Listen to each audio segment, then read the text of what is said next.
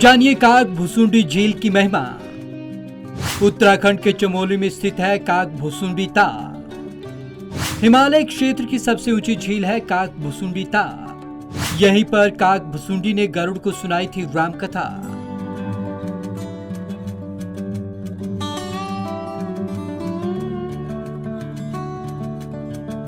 उत्तराखंड के चमोली जिले से 4500 मीटर की ऊंचाई पर काग भुसुंडी ताल मौजूद है।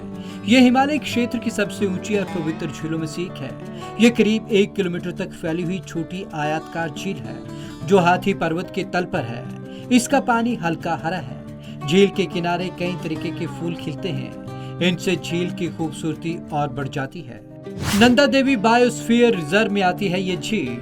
यह क्षेत्र संयुक्त राष्ट्र की विश्व धरोहर स्थल नंदा देवी बायोस्फीयर रिजर्व में आती है। इस झील का एक रास्ता हिमालय क्षेत्र के जोशीमठ के पास काकुल दर्रे से होकर जाता है। यहाँ ये झील करीब 4730 मीटर की ऊंचाई पर है। काग भुसुंडी ताल के आसपास बर्फबारी शुरू हो चुकी है। यह देश में सर्दी आने का संकेत है। रामायण से जुड़ी है झील की कहानी।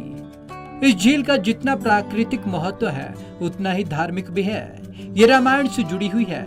इसका नाम रामायण के पात्र काग भुसुंडी के नाम पर रखा गया है। स्थानीय लोगों की मान्यता है कि यहाँ काग भुसुंडी ने काव्य के रूप में गरुड़ जी को रामायण की कथा सुनाई थी। सबसे ऊंची झील होने के साथ ही ये पवित्र भी है। माना जाता है कि यहाँ पर स्नान के बाद हर तरीके के पाप खत्म हो जाते हैं। कौन थे काग भुसुंडी? ग्रंथों के मुताबिक लोमश ऋषि के श्राप के कारण काग भुसुंडी कौवा बन गए थे। श्राप से छुटकारा पाने के लिए उन्हें राम मंत्र और इच्छा मृत्यु का वरदान दिया गया था। इसके बाद उन्होंने पूरा जीवन कौवा के रूप में बिताया। काग भुसुंडी ने वाल्मीकि से पहले ही रामायण गिद्धराज गरुड़ को सुना दी थी। गरुड़ को सुनाई थी राम कथा। युद्ध के दौरान जब रावण के पुत्र मेघनाथ ने भगवान राम को नागपाश में बांध दिया था, तब देवर्षि नारद के कहने पर गिद्धराज गरुड़ ने भगवान राम को नागपाश से मुक्त कराया। भगवान राम के नागपाश से बन जाने पर गरुड़ को उनके भगवान होने पर शक हुआ। गरुड़ का संदेह दूर करने के लिए देवर्षि नारद ने उन्हें ब्रह्मा जी के पास भेजा।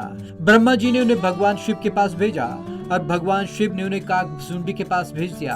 काग भुसुंडी ने गरुड़ को रामचरित्र की कथा सुनाकर उनका शक दूर किया। काग भुसुंडी ताल का प्राकृतिक सौंदर्य।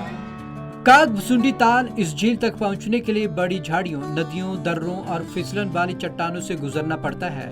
यह सबसे मुश्किल और दुर्गम ट्रैक है। इस ताल की यात्रा नीलकंठ, चौखंबा और नर नारायण की चोटियों से होकर गुजरती है। कई जगहों पर खड़ी चढ़ाई भी है। मछली के आकार के साथ हल्के हरे और नीले पानी से भरा यह ताल अद्भुत है। शांति चाहने वाले लोगों के लिए जगह स्वर्ग से कम नहीं है। झील के पास घास के मैदान, नदियां और जंगल का रास्ता सुकून देता है। काग भुसुंडी ताल के ऊपर 2 विशाल चट्टानें हैं। स्थानीय कथाओं के मुताबिक ये काग यानी कि कौवा और गरुड़ यानी कि ईगल हैं जो चर्चा कर रहे हैं। ऐसे पहुंच सकते हैं काग भुसुंडी ताल। काग भुसुंडी ताल पहुंचने के लिए पहले जोशीमठ तक आना पड़ता है। यहाँ से आगे काग भुसुंडी तक जाने के 2 रास्ते हैं। एक भुइंदर गांव के घांगरिया के पास से जाता है, जबकि दूसरा गोविंद घाट से जाता है। यहाँ से नजदीक में जौलीग्रांट हवाई अड्डा देहरादून में है। इस झील से एयरपोर्ट की दूरी लगभग 132 किलोमीटर है।